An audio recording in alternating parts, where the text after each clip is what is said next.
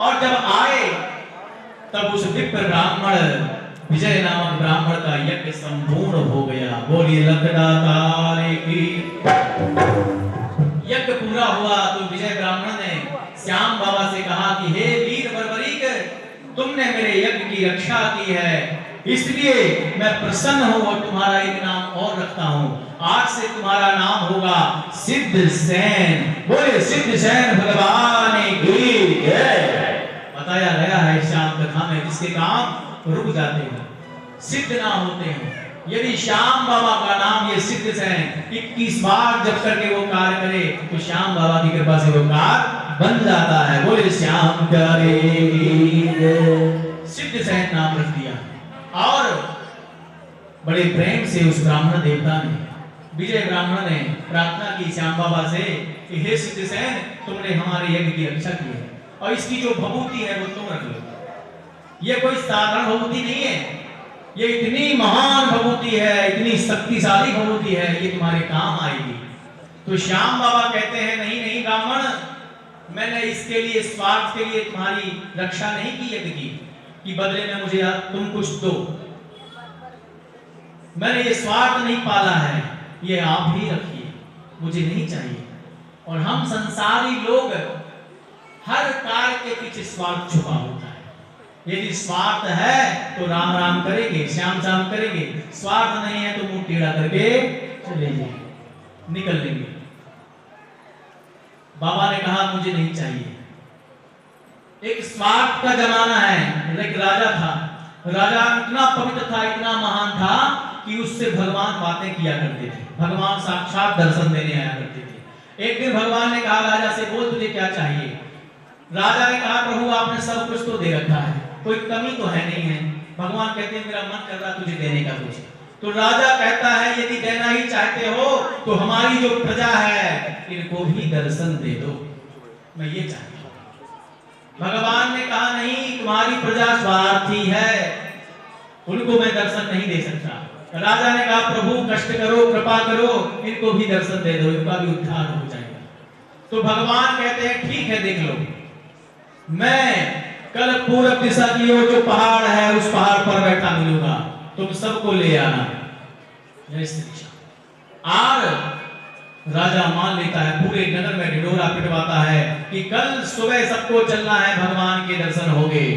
और प्रातः ही काल सारे नगरवासी तैयार हो जाते हैं, आगे आगे राजा, पीछे पीछे सारी प्रजा भगवान के दर्शन के लिए जाती है पूरब दिशा की ओर। तो भगवान लीला करते हैं क्या कि भगवान कहते हैं पहले ठोक पीट लिया जाए कौन योग्य है और कौन नहीं।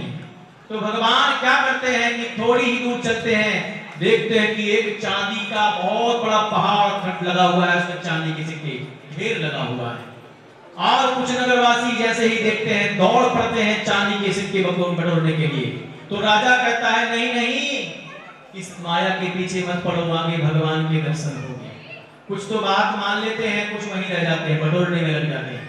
और कुछ राजा के साथ आगे चले जाते हैं। तो भगवान फिर से लीला करते हैं और आगे जाकर के देखा कि सोने के सिक्के का ढेर लगा हुआ है। जब सोने के सिक्के देखे पूरी प्रजा उसी तरफ, राजा कहता अरे छोड़ो इसको, आगे भगवान है, चलो मेरे साथ, आज भगवान के दर्शन कराऊंगा।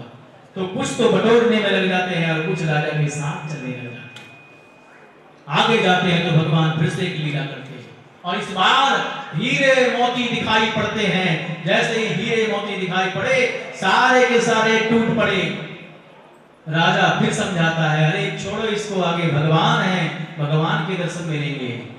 कोई साथ नहीं जाता, कहता भगवान का तो पता नहीं पर हीरे मोती मिल रहे हैं, इनको जरूर लूट लो। सारे लूटने में लग जाते हैं। केवल राजा और राजा की पत्नी रानी दोनों ही बचते हैं, दोनों ही जाते हैं आगे। राजा कहता है चलो पत्नी को तो दर्शन हो गए, प्रजा नहीं आई तो नहीं आई। और राजा रानी जाते हैं तो जाते हुए भगवान एक और लीला करते हैं। उसी समय एक सुंदर सा रथ उतरता है, पुष्पक विमान जिसे कहते हैं, और उस पर सुंदर सी एक राजकन्या बैठी रहती है, इंद्र की परी।